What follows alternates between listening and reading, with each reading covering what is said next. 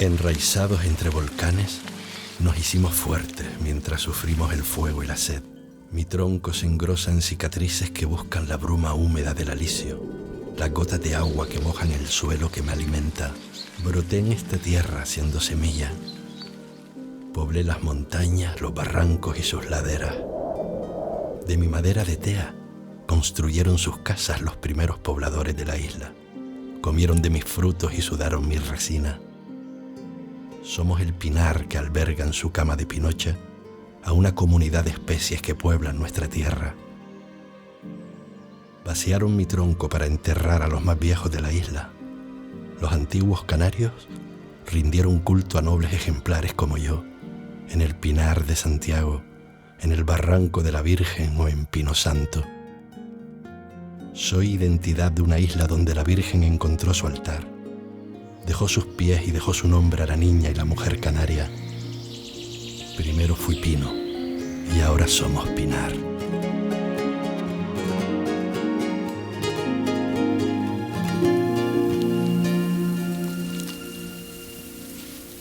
La deforestación en Gran Canaria sufrió un proceso muy intenso en el siglo XVI, con el primer monocultivo, el de la caña de azúcar, que demandaba importantísimas cantidades de leña para quemar en los ingenios azucareros, además de la construcción. Muchas zonas desaparecieron porque se dedicaron a cortar los laureles y demás para el tema de hacer muebles y demás, madera dura. Muchas partes de la isla no tenían pinos ninguno, o sea, no habían árboles, sino eran tierras de cultivo y demás. Sobre todo la parte de Artenara, yo he visto imágenes, o Tejeda, donde hay pinares ahora mismo, antes no los había.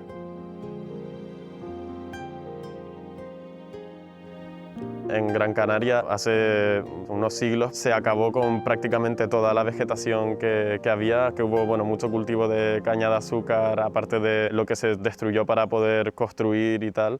Y yo soy consciente de que la isla en la que estamos ahora, por suerte, está en mejores condiciones debido a todas estas campañas de repoblación que han existido que la isla que existió tiempo atrás.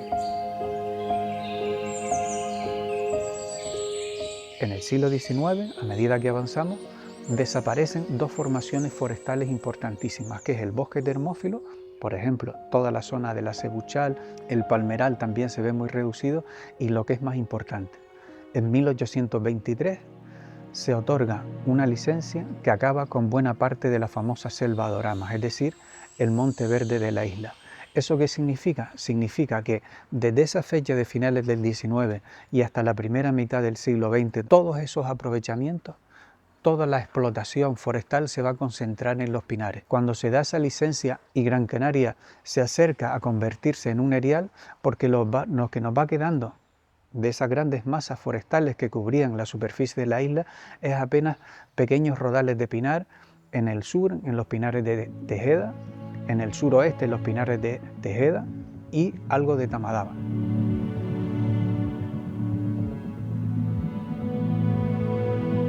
Los pinos de Galda y los pinos de Tamadaba eran los únicos pinos que había.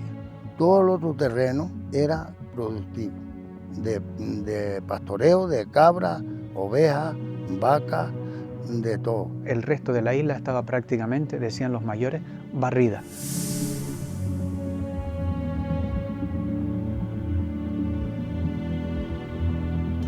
A finales de los años 40, 1940 y pico, el gobierno del Estado, el Ministerio y las administraciones canarias determinan un cambio de ciclo donde aquellas actividades que hemos venido retratando y que venían siendo el aprovechamiento forestal se convierten ahora, mucha de esa población, a las personas de aquellos barrios, pueblos altos de la isla que se incorporan como trabajadoras y trabajadores a la repoblación, a abrir hoyos, a plantar y a reproducir en viveros.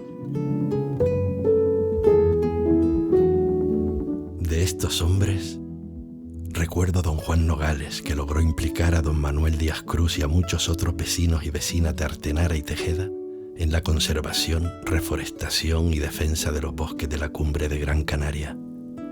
Contó con peones, técnicos, lugareños, estudiantes y viveristas. Y me acuerdo que no había ahí un pino de nada. Todo eso era zona de pastoreo. No se veía un pino. Pero a partir de ahí, ya por estas zonas de aquí de Tirajana, estos saltos de arriba, ya había pino, porque se plantaron, porque ahí mismo están los letreros de lo del Cabildo, en el año 40, 50 y 40, 48, 47 y así se plantaron pinos, que fue cuando el Cabildo compró el cortijo de Palgana y el cortijo de Las Mesas. Y después compró más tarde el de Ana López. Y esa política de los pinos tuvo unos costes sociales humanos importantes en el estilo de vida y en la forma de vivir de un montón de personas que por una parte habían sido perseguidos como furtivos que aprovechaban el carbón y la madera, y luego con las políticas de repoblación y el perímetro obligatorio van a ser desplazados de sus lugares, de sus entornos familiares y de sus sitios de asentamiento con sus animales, porque era necesaria aquella repoblación. Se vieron los agricultores obligados a venderle al Cabildo, y los que no los amenazaba, y así de esa manera esa gente mayor fueron cogiendo miedo y fueron vendiendo, y se fueron hundiendo los campos, y fueron plantando pinos. Aquella situación, vamos a llamarla de tensión entre lo institucional y la vecindad, que tiene un coste que quizás en aquel momento no se supo gestionar bien, que quizás las cosas se pudieran haber hecho de una manera, digamos, más negociada, más amable para aquellas personas que ya eran pobres entre los pobres y que luego además no eran los dueños del terreno, porque los dueños del terreno en parte sí cobraron bien acuerdos a través del consorcio o bien indemnizaciones, pero los trabajadores eran medianeros, labrantes, pastores, estas personas simplemente fueron desplazadas. Hubo una época que había que vivir de los pinos. ¿Pero cómo? Pasé carbón. Uno buscaba un sitio al medio del pinar donde no lo viera, cortaba los pinitos que no fueran muy gordos, hacía las joyitas. Y después de noche se quedaba uno allí al lado de la joya para que no se agujerara. Pasé un grano de carbón para venderlo, para poder comer. Yo cuando no había trabajo, yo no me paraba. Iba a la Pinocha, iba al monte. ¿Usted sabe lo que es? Sobre de estos hombros una manada de pinocha de 120 kilos. Buscaba siempre la forma de traer una manadita buena porque era lejos. No había pinocha cerca. Para ganarme 6 duros. Con una manada me ganaba 6 duros y ya no podía ir más porque llegaba muerto. Yo no me la comí. Bastante amarga me las ha pasado yo. Esto hoy está pasando factura en el cuerpo. Al medio ambiente del Cabildo se le conocía como el miedo ambiente. Es decir, lo entendían como un enemigo. No entendían a un gobierno de la isla que pretendía preservar el territorio, la biodiversidad, los valores que nos identifican. Eso fue un tremendo error. Porque no se puede entender una acción de gobierno sin hacer partícipe a los hombres y mujeres que han conformado la historia de esos espacios. Son el mundo rural, son ellos los que lo han sostenido, lo que han mantenido a lo largo de los siglos, ¿no? Y por lo tanto, poner en marcha política al margen de ellos, sin ellos, es un craso error, un tremendo error. Y yo creo que se cometió un error cuando en su momento se iniciaron estas políticas de reforestación sin tener en cuenta las sensibilidades del entorno. Solo el aprendizaje, escucharnos y compartir, podía ponernos de acuerdo en lo que todos buscábamos: proteger, cuidar y preservar nuestro entorno natural. La filosofía con la que se inició la repoblación forestal en la isla de Gran Canaria estaba fundamentalmente basada en el aprovechamiento forestal, económico, de todo ese bosque que se estaba repoblando. Con el tiempo esta filosofía ha ido cambiando y hoy en día la repoblación forestal sobre todo lo que pretende es la restauración ambiental, no el aprovechamiento económico del bosque. Nosotros teníamos una idea clarísima de que ya había comenzado la destrucción del medio natural. Entonces, acá la fundamos con la idea de proteger el medio natural. No solo medio ambiente tenía que actuar para buscar esas complicidades, digamos que de generación de políticas públicas, pero también sociales, civiles, del mundo rural para alcanzar los objetivos. La percepción de que los hombres y mujeres del rural, los agricultores, los ganaderos, forman parte imprescindible del paisaje, pero no solo del paisaje, sino de la protección de los valores que significa. Que ellos nos iban a orientar también en esa política, que ellos eran los que tenían el verdadero conocimiento de los caminos por los que transitar. Ellos mejor que nadie conocen los senderos, y no me refiero solo a los senderos físicos por los que avanzar en la protección del medio. Era necesario, fue la administración la que promovió a través del patrimonio forestal en primer lugar y después a través del ICONA del año 72, pues la reforestación de esta zona. Y el porqué era porque la isla estaba deforestada y necesitaba una protección del suelo. Orlando Guillén es de aquel grupo de estudiantes que en su momento tuvimos que recurrir a medio ambiente, en aquel momento ICONA, para lograr ganar alguna perrilla, algún dinero, para poder sufragar los gastos que nos ocasionaba el estar estudiando en Las Palmas. Para gestionar esto se iban por los pueblos, pues como digo, reclutando gente. Mira, necesitamos repoblaciones y la gente se apuntaba a unas listas. Los pagos, la gente no estaba en nómina, se les pagaba en metálico. La mayoría de los capataces, de las personas que trabajaban en medio ambiente, era gente de Artenara. Y entonces nosotros sabíamos que nuestros padres eran gente necesitada. No tenían posibilidades económicas importantes como para ayudarnos a pagar unos estudios a 50 kilómetros. Era iniciativa propia de nuestro grupo. Y entonces nos apuntamos y además lo pasamos bien, a pesar de la sangre, la gallina y la mercromina que nos lleva una buena mano para curar las heridas. Se han repoblado en Gran Canaria sitios que hoy parecen imposibles, andenes, donde hoy en día, por el tema de la seguridad y salud y todos esos temas modernos, pues es imposible, no metemos gente ahí, por el riesgo a caída en altura. A veces teníamos que desplazarnos hasta, pues yo qué sé, 30, 40 kilómetros. Se han repoblado sitios que hoy en día se nos pondrían los pelos de punta.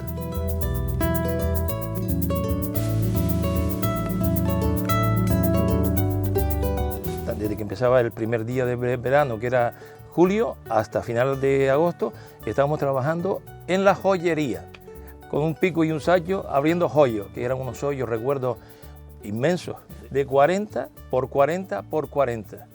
Y ya había que abrir 60 hoyos al día. Empezábamos a trabajar muy temprano por la mañana, desde que amanecía prácticamente, y luego estábamos pues hasta que hacíamos los 60 hoyos. Para luego la repoblación forestal se hacía en Navidad, en diciembre, la época de invierno, se plantaban los pinos. La gran mayoría eran hombres, ¿sí? Las mujeres más bien se dedicaban a los viveros. En aquel entonces pues se producían los viveros en lo que se llama el pino en canuto de caña. Las mujeres éramos poquitas, habíamos como 4 o 5 y después 30 chicos. En los viveros, en las cuadrillas, ya te digo, yo creo que empezamos en esa época, en el 87, 89 que empecé yo, es cuando empezaron las mujeres a ir a las cuadrillas. Nos tenían como para las semillas, para las cosas suaves, trasplantar, que eran cosas pequeñitas y eso. Sabes que los hombres pues son más, lo cogían como para lo bruto, o yo que para el trabajo más fuerte. Y nosotros como nos tenían ahí por eso, con las semillas, tratando a lo mejor por la mano, porque teníamos más paciencia, porque también son cosas de mucha paciencia. Pues hasta hace 15 o 16 años era la única mujer, que ya ahora hay mujeres en todas las partes, están en los bravos y en todos los incendios. Para un éxito de repoblación es importante todos los pasos, o sea, desde la calidad de la planta que sale de los viveros, a el replanteo en el terreno y un seguimiento sobre todo de cómo se planta y los riegos de mantenimiento que sean eficaces, que sean tanto en cantidad como en el periodo del tiempo repartido. Lo importante es que hayan árboles para que ellos planten el futuro bosque, porque tú no vas a plantar el bosque, tú pones árboles, pero no necesariamente en el lugar adecuado ni en las condiciones adecuadas, sino que es el propio bosque el que se rige y el que establece cuáles son las normas. Porque no soy solo tronco y sombra, Mientras enraizo esta tierra, capturo la niebla que traen los alisios y la dejo caer en forma de agua que alimenta la isla. Purifico el aire que respiramos, doy refugio a la vida que se esconde entre mis ramas y ofrezco sendas de silencio a quienes suben en busca de descanso. Todo eso es lo que entregamos día tras día. Protegernos es proteger la vida que nos sostiene. Pero es importante que hagamos pues, tareas de sensibilización, de concienciación, de información, para que, bueno, para que les llegue, para que sepan exactamente de dónde venimos, cómo hemos llegado hasta aquí, la responsabilidad que tenemos de mantenerlo, para que no solo venga abajo lo que han construido nuestros padres, nuestros abuelos, lo que nos han, digamos, legado el que hoy estemos viviéndolo aquí de esta manera. Mirar al futuro es ilusionante. Desde aquí, desde este risco que asoma a Tamadaba, se ven los frutos del esfuerzo, del sacrificio, de los errores y de los aciertos. En la tranquilidad de este paisaje se escuchan los ecos de una naturaleza agradecida, en los cantos de los pájaros y el silbido de la pinocha bailando en los alisios. Nos encontramos en estos momentos en una de las laderas del barranco de Arguineguín y estamos muy cerca de estos pinos, unos pinos espectaculares, centenarios, que son unos pinos con una diversidad genética tremenda, de las mayores que podemos encontrar en la isla y que además viven en una zona baja sometida a un estrés hídrico muy importante. Por lo tanto, cuando hablamos del futuro de la repoblación forestal en la isla de Gran Canaria y entra el vector del cambio climático y por lo tanto de un estrés hídrico importante, probablemente estos pinos van a jugar un papel fundamental. Tenemos aquí probablemente el reservorio de las repoblaciones forestales del futuro en la isla de Gran Canaria. Yo creo que la isla en este momento, desde el punto de vista ambiental, tiene muchos desafíos, tiene muchos problemas en materia de agua, en materia de residuos, en materia de infraestructura. Entonces yo creo que la isla deseada, la isla futuro, sería una isla donde la mayor repoblación que podamos hacer la hagamos en las conciencias y podamos sembrar, germinar en las conciencias de las personas que hoy habitamos y que van a venir el respeto y el amor por la Gran Canaria que queremos. Ese sería mi mayor desafío, ahora hacer repoblaciones en las conciencias.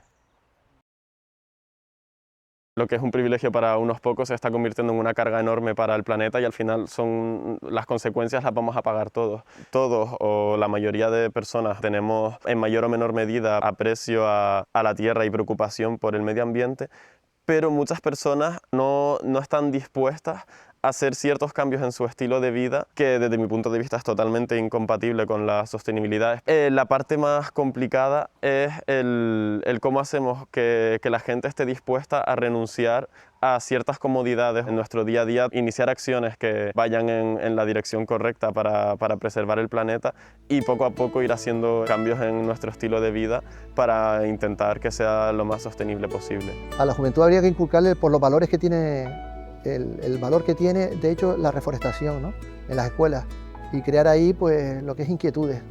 La importancia que es eso, que tenemos un suelo que se pierde, que si no lo reforestamos y no protegemos la cubierta vegetal, se nos va al mar, se nos va a la tierra y sin la tierra pues no hay futuro. Se pisa lo que uno debe de cuidar, se empuja lo que uno debe de cuidar, se arrastra lo que uno debe de cuidar. El amor a la tierra a mí me lo enseñaron desde que nací, no me lo enseñaron con palabras, con hechos, y eso se queda grabado en la mente y en el corazón. Hay que querer a la tierra con pasión. Para mí mi tierra es mi tierra. Yo lo que siento dentro por la tierra de Canarias es como si fuera un hijo mío, una familia por la tierra. Porque así es donde he vivido, así es donde he criado mis hijos. Y le tengo cariño a la tierra, le tengo amor. Y sin cariño, sin amor, no hay nada que prospere.